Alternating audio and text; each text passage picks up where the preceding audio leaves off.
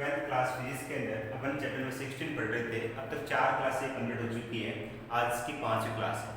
कल की क्लास में आपने पढ़ा था अर्धचालक के प्रकार की बात करें थे। अर्धचालक मैंने बताया आपको कि अर्धचालक मुख्य रूप से 2 प्रकार का होता है। पहला नेज या शुद्ध अर्धचालक, दूसरा बाह्य या अपद्रव्य या अशुद्ध अर्धचालक। तो पहला नेज या शुद्ध अर्धचालक, दूसरा अपद्रव्य या अशुद्ध अर्धचालक। कल की क्लास में आपने नेज अर्धचालक और अर्धचालक विद्युत का चालन वो टॉपिक कंप्लीट कर चुके थे।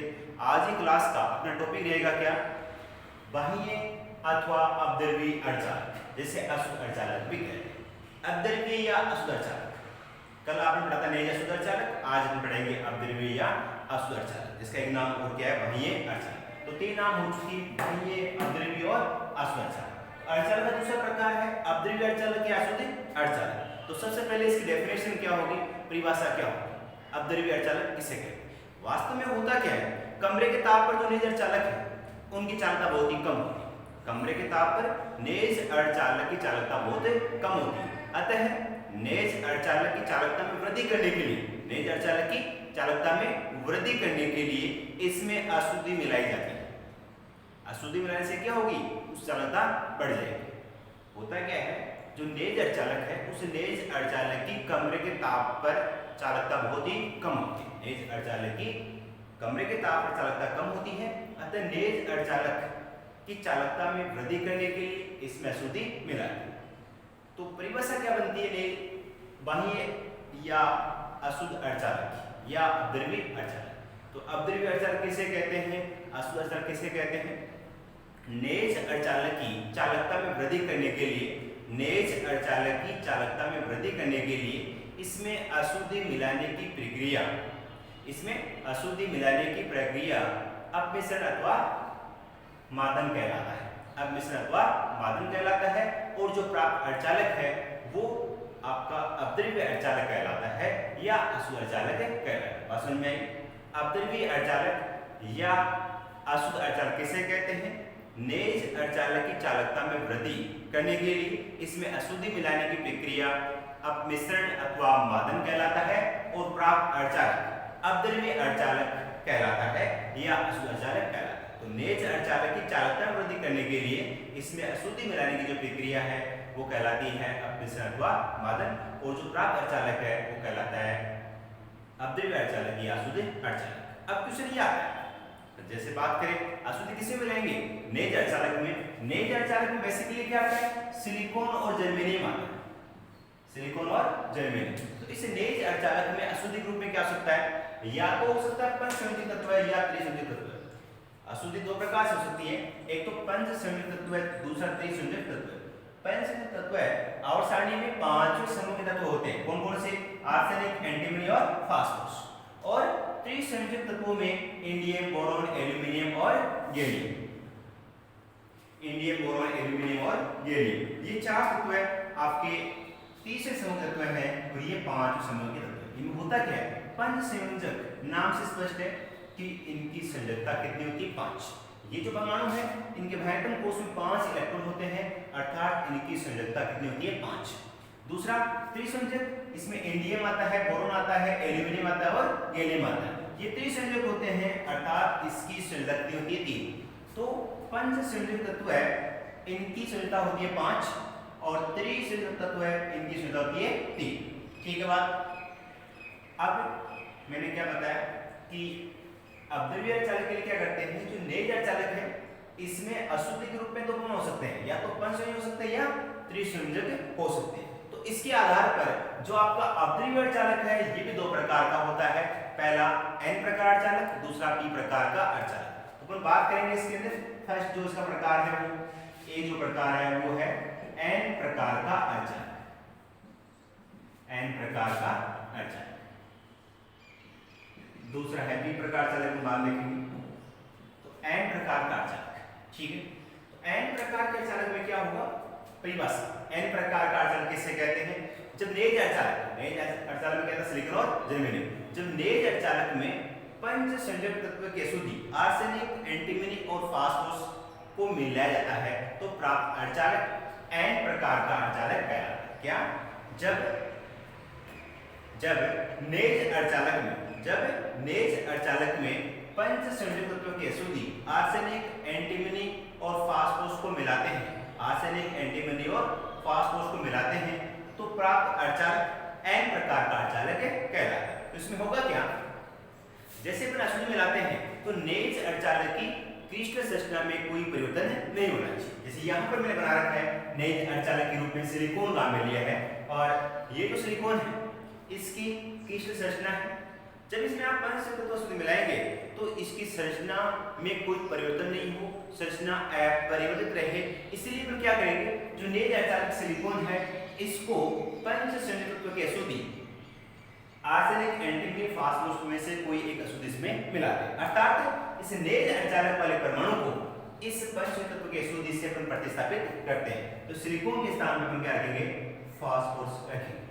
फास्फोरस रखेंगे तो क्या होगा, ये आपका एक एन प्रकार का अर्धचालक बन जाएगा। किस प्रकार से बनेगा देखेंगे तो समझ में आ गया आपको। एन प्रकार का अर्धचालक किसे कहते हैं, जब नेज अर्धचालक में पंच संयोजक तत्वों की अशुद्धि आर्सेनिक, एंटीमनी, फास्फोरस को मिलाते हैं तो प्राप्त अर्धचालक एन प्रकार का अर्धचालक कहलाता है। ये पूरा क्या था आपका, यहाँ पे सिलिकॉन था तो नेज अर्धचालक था, ठीक है। इसमें क्या किया, जब अशुद्धि मिलाते हैं तो अशुद्धि इस प्रकार से मिलाना है कि इस नेज अर्धचालक की संरचना में कोई परिवर्तन नहीं हो। तो इस सिलिकॉन के स्थान में क्या प्रतिस्थापित कर दिया, फास्फोरस को प्रतिस्थापित कर दिया, ठीक है। इसमें होता क्या है, अब मैंने बताया आपको फास्फोरस क्या होता है, पंच संयोजक तत्व है, अर्थात इसकी संरचना कितनी है, 5। वायटम कोष में 5 इलेक्ट्रॉन होंगे, जो 5 इलेक्ट्रॉन होंगे उनमें से अर्थात फास्फोरस के 5 इलेक्ट्रॉनों में से 4 इलेक्ट्रॉन, 1 2 3 4, फास्फोरस के 5 इलेक्ट्रॉनों में से 4 इलेक्ट्रॉन अपने निकटवर्ती सिलिकॉन परमाणु से, अपने निकटवर्ती 4 सिलिकॉन परमाणु से एक इलेक्ट्रॉन का साझा करके 4 सेल्स बंध बना लेते हैं, और 5वां इलेक्ट्रॉन यहाँ पर अपरिबद्ध अवस्था में रहता है। क्या रहता है, अपरिबद्ध अवस्था में रहता है, बहुत ही दुर्बल बल से फास्फोरस से बंधा हुआ, लगभग 0.05 इलेक्ट्रॉन वोल्ट, जो कि बहुत ही कम ऊर्जा है, और थोड़ी सी ताप ऊर्जा का ये इलेक्ट्रॉन है वो इस फास्फोरस से मुक्त हो जाता है, और इसे अपन क्या कहेंगे, मुक्त इलेक्ट्रॉन कहेंगे। क्या कहेंगे, इसे मुक्त इलेक्ट्रॉन कहेंगे।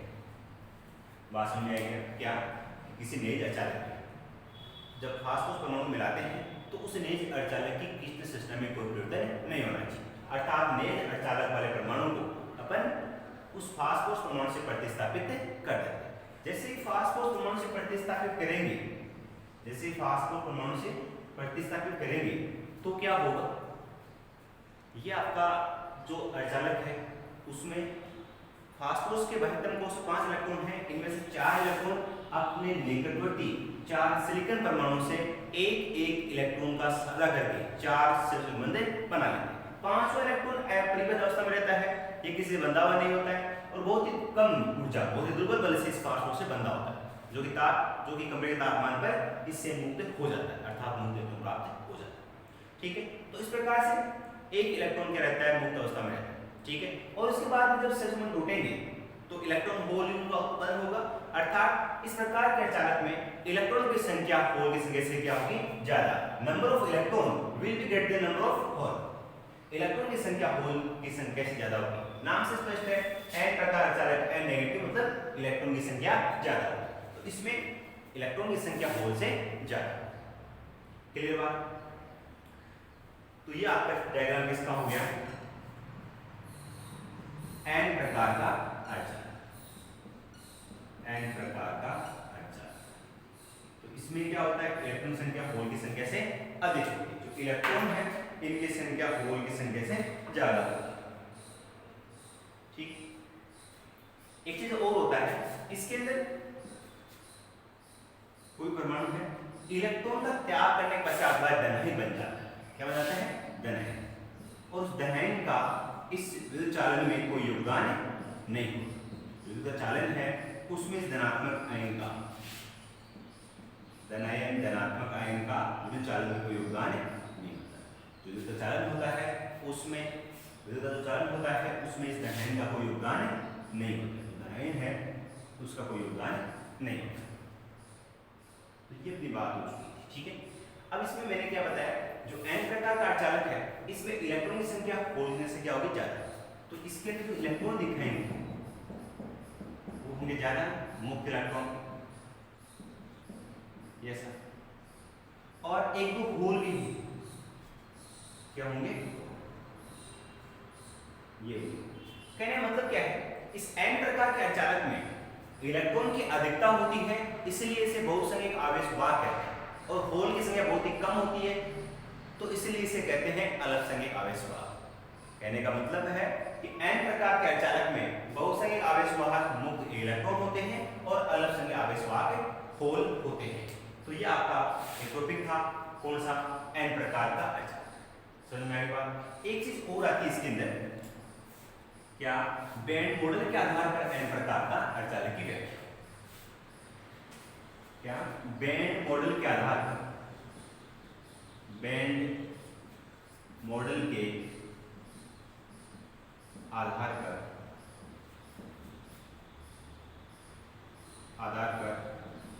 n प्रकार के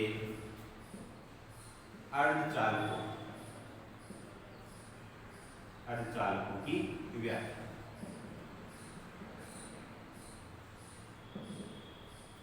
बैंड मॉडल के आधार पर n प्रकार के अर्धचालकों की व्याख्या। n प्रकार के अर्धचालक की करनी है व्याख्या, तो बैंड मॉडल देखा था आपने, दो ऊर्जा अंतर, एक चालन बैंड, दूसरा संदर्भ बैंड। चालन बैंड का वजन EC होता है और संदर्भ बैंड क्या होता है, E, EC और B, E। यहाँ इलेक्ट्रॉन बहे होते हैं, ठीक है। जैसे इलेक्ट्रॉन यहाँ से यहाँ जाएंगे, या मान लीजिए इलेक्ट्रॉन यहाँ से यहाँ जाएंगे, यहाँ आ गया, तो यहाँ पर क्या बन जाएगा, होल बन जाएगा, क्या बन जाएगा, ऐसे यहाँ पर क्या होते हैं। और एक यहाँ पर ऊर्जा स्तर होता है, यहाँ पर क्या होता है, ऊर्जा स्तर। एक्चुअली में क्या था, यहाँ पर एक इलेक्ट्रॉन ये मूव करता है, अर्थात एक इलेक्ट्रॉन का दान करता है, इसीलिए इस जो परमाणु है इसे अपन क्या कहते हैं, दाता अशुद्धि भी कहते हैं। क्या कहते हैं इसे, दाता अशुद्धि कहते हैं, ठीक है। तो ये है आपका दाता ऊर्जा स्तर EG, ये है दाता ऊर्जा स्तर, दाता ऊर्जा। तो दाता ऊर्जा स्तर है वो चालन बैंड के पास है। तो ये हो गया बैंड मॉडल के आधार पर n प्रकार के अर्धचालक। बैंड मॉडल क्या है, ये आपका शुद्ध बैंड है, ये चालन बैंड है, यहाँ से तुम यहाँ जाएंगे तो यहाँ होल बनेगा, यहाँ होल बनेगा। एक दाता ऊर्जा स्तर होता है वो कहाँ पर, चालन बैंड के पास में होता है, ठीक है बात। और नेक्स्ट इसमें जो ऊर्जा है EC माइनस ED, इसकी वैल्यू होती है 0.05 इलेक्ट्रॉन वोल्ट, 0.05 इलेक्ट्रॉन वोल्ट इसकी ऊर्जा होती है। तो ये था आपका पहला जो प्रकार था n प्रकार का अर्धचालक, ये कंप्लीट होता है।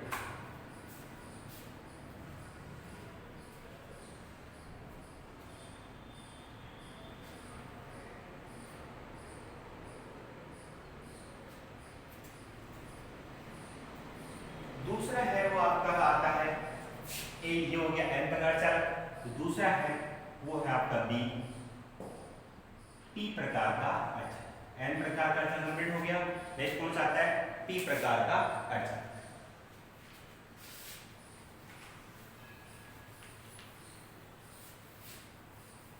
P प्रकार के अर्धचालक में क्या होगा, देखिए आप,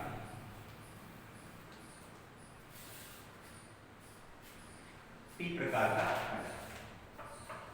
जब नेज अर्धचालक में त्रिसंयुजक तत्व की अशुद्धि मिलाई जाती है तो प्राप्त अर्धचालक P प्रकार का अर्धचालक कहलाता है। प्राप्त अर्धचालक P प्रकार का अर्धचालक कहलाता है। क्या बात हुई, P प्रकार का अर्धचालक किसे कहते हैं, जब नेज अर्धचालक में त्रिसंयुजक तत्व की अशुद्धि मिलाते हैं तो प्राप्त अर्धचालक P प्रकार का अर्धचालक कहलाता है। इसमें वही बात है कि जैसे हम P प्रकार से मिलाते हैं, जैसे अपन यहाँ पर आपका त्रिसंयुजक तत्व मिलाते हैं, जैसे ही नेज अर्धचालक में त्रिसंयुजक परमाणु मिलाते हैं तो इस नेज अर्धचालक की क्रिस्टल की संरचना में कोई परिवर्तन नहीं होना चाहिए। बेसिकली में देखा जाए यहाँ पर, तो ये यहाँ पर सिलिकॉन है, तो इस संरचना किसकी होगी, नेज अर्धचालक, किसकी होगी, नेज अर्धचालक। अब इस अशुद्धि के रूप में अपन क्या मिलाएंगे, त्रिसंयुजक तत्व मिलाएंगे, तो क्या होगा, इस नेज अर्धचालक की संरचना में कोई परिवर्तन नहीं होना चाहिए। तो अपन क्या करेंगे, इस एक सिलिकॉन परमाणु को त्रिसंयोजक परमाणु से प्रतिस्थापित कर देंगे। मान लीजिए इस त्रिसंयोजक के रूप में अपन काम में ले रहे हैं गैलियम। अब गैलियम में क्या होगा, त्रिसंयोजक, नाम से स्पष्ट है कि इसके बाह्यतम कोश में 3 इलेक्ट्रॉन है। कितने इलेक्ट्रॉन है? 3, 1, 2 और 3। यहाँ पर एक इलेक्ट्रॉन की क्या रहती है? कमी रहती है। एक इलेक्ट्रॉन की क्या रहती है? कमी रहती है। ठीक है, तो जैसे ही अपन नेत्र चालक में गैलियम के रूप में त्रिसंयोजक उसको मिलाते हैं तो क्या होगा, इस गैलियम के बाह्यतम कोश में उपस्थित 3 इलेक्ट्रॉन अपने निकटवर्ती 3 सिलिकॉन परमाणु से एक एक इलेक्ट्रॉन का साझा करके 3 सहसंबंध बनाते हैं और एक इलेक्ट्रॉन की यहाँ पर कमी रहती है। कोई इलेक्ट्रॉन कहीं से आता है तो ये इसको ग्रहण कर सकता है, ये इसको ग्रहण कर सकता है। इसका नाम क्या हो गया? होल। अगर वो मुख्य यहाँ इलेक्ट्रॉन हो तो इसको आसानी से ग्रहण कर ले, इसलिए इसे ग्रहण करने की क्षमता होती है। ये अशुद्धि है वो कहलाएगी ग्राही अशुद्धि। क्या कहलाएगी? आपकी ग्राही अशुद्धि। एक चीज यहाँ पर आप ध्यान रखेंगे, एग्जाम में क्वेश्चन ये भी आता है कि दाता अशुद्धि कौन कौन सी होती है, तो क्या बताएंगे? आर्सेनिक, एंटीमनी और फास्फोरस। दूसरा क्वेश्चन, ग्राही अशुद्धि कौन कौन सी होती है? इंडियम, बोरॉन, एल्यूमिनियम और गैलियम। ये चारों कौन सी होती है? ग्राही अशुद्धि। ये कौन सी दाता अशुद्धि? तो अपना बात चल रही थी पी प्रकार के अर्धचालक। पी प्रकार का अर्धचालक किसे कहते हैं? जब नेज अर्धचालक में त्रिसंयोजक के रूप में इंडियम, बोरॉन, एल्यूमिनियम, गैलियम मिलाते हैं तो प्राप्त अर्धचालक पी प्रकार का अर्धचालक कहलाता है। जैसे ही नेज अर्धचालक में त्रिसंयोजक उसको मिलाएंगे तो उस नेज अर्धचालक की क्रिस्टल सिस्टम में कोई परिवर्तन नहीं होना चाहिए। ठीक है, तो अपन क्या करेंगे, इस नेज अर्धचालक के परमाणु को त्रिसंयोजक से प्रतिस्थापित कर देंगे। अब त्रिसंयोजक में क्या होता है, जैसे गैलियम का लिया तो उसके बाह्यतम कोश में 3 इलेक्ट्रॉन है, 1, 2 और 3। ये 3 इलेक्ट्रॉन क्या करेंगे, अपने निकटवर्ती सिलिकॉन परमाणु है उनसे एक इलेक्ट्रॉन का साझा करेंगे। यहाँ पर क्या हो रहा है, गैलियम का 1 इलेक्ट्रॉन है, 1 इसका है, तो एक इलेक्ट्रॉन साझा करके आपने क्या बना लिया? सहसंबंध बना लिया। यहाँ देखिए तो इस गैलियम के बाह्यतम कोश का 1 इलेक्ट्रॉन और इसका 1 इलेक्ट्रॉन एक इलेक्ट्रॉन का साझा करके एक सहसंबंध बना लिया। इसी प्रकार से यहाँ पे देखिए अपन इस गैलियम का 1 इलेक्ट्रॉन और सिलिकॉन को 1 इलेक्ट्रॉन दोनों आपस में एक इलेक्ट्रॉन का साझा करके एक बंध बना लिया। 3 इलेक्ट्रॉन थे तो तीनों इलेक्ट्रॉन अपने निकटवर्ती सिलिकॉन परमाणु से एक सहसंबंध बना लिया। लेकिन यहाँ एक इलेक्ट्रॉन कमी रहती है, ये कहलाएगा होल। कोई एक इलेक्ट्रॉन यहाँ पे आएगा तो ग्रहण कर लेगा, इसीलिए इस अशुद्धि को ग्राही अशुद्धि कहते हैं। ठीक है बात। इसके बाद में कमरे के तापमान पर कुछ बंध टूटते हैं। मान लो यहाँ से कोई बंध टूटा, ये वाला बंध टूटा, जैसे ये बंध टूटेगा तो क्या होगा, ये इलेक्ट्रॉन यहाँ से मुक्त होगा, यहाँ होल बनेगा, तो यहाँ होल, यहाँ पे होल, यहाँ इलेक्ट्रॉन, कुल मिलाकर के इस पी प्रकार के अर्धचालक में, इस पी प्रकार के अर्धचालक में होलों की संख्या, number of hole will be greater than number of electron. तो ध्यान में रखेंगे आप, एन नेगेटिव इलेक्ट्रॉन ज्यादा होते हैं, पी पॉजिटिव होल ज्यादा होते हैं। ठीक है, जैसे ही कोई भी आपका परमाणु है वो एक इलेक्ट्रॉन ग्रहण करेगा तो ऋणात्मक आयन बन जाएगा। तो इसमें क्या होते हैं, ऋणात्मक आयन जिनका विद्युत चालन में कोई योगदान नहीं होता, इलेक्ट्रॉन ग्रहण करने के अंदर ऋणात्मक बन जाता है। ठीक है, और इसमें होते क्या है होल। तो पी प्रकार के अर्धचालक में क्या होगा, बहुसंख्यक आवेश वाहक क्या होते हैं, होल, और एक तो इसमें होंगे क्या, इलेक्ट्रॉन होंगे, वो क्या हो जाएंगे आपके अलग संख्यक आवेश वाहक हो जाए। ठीक है बात। उसके बाद हम देखते हैं बैंड मॉडल के आधार पर, बैंड संरचना के आधार पर पी प्रकार के अर्धचालकों की व्याख्या। क्या बैंड संरचना के आधार पर, बैंड संरचना के आधार पर पी प्रकार के अर्धचालकों की व्याख्या। बैंड संरचना है, उसके आधार पर अर्धचालकों की क्या करेंगे, व्याख्या करेंगे। तो वो चीज इसमें एक होता है आपका ईसी चालन बैंड, दूसरा होता है ईवी संयोजकता बैंड। यहाँ पे ऊर्जा स्तर होता है, ग्राही ऊर्जा स्तर, ई क्या होता है ई ए। इसमें होगा क्या, यहाँ से यहाँ आएंगे मान इलेक्ट्रॉन डायरेक्ट, तो यहाँ क्या बन जाएंगे, होल बन जाएंगे, और यहाँ पे क्या होंगे, इलेक्ट्रॉन होंगे। ठीक है, और इसके अलावा इसमें क्या होते हैं, ये जो इलेक्ट्रॉन मान लो यहाँ से यहाँ आ रहे हैं, तो इलेक्ट्रॉन यहाँ आ गया, क्या बन जाएंगे, होल बन जाएंगे। ये आपका होता है क्या, ग्राही ऊर्जा स्तर। तो ग्राही ऊर्जा स्तर तो आपका इस फिल्टर के पास होता है, और दाता ऊर्जा स्तर है वो चालन बैंड के पास में। तो ये आपका सेकंड प्रकार हो गया, पी प्रकार का अड़चन। तो आज की क्लास में हमने क्या देखा, अब्जर्वी या अशुद्ध अड़चन किसे कहते हैं, और ये दो प्रकार का होता है, पहला एन प्रकार चालक, दूसरा पी प्रकार का अड़चन। ये आपका कंप्लीट होता है।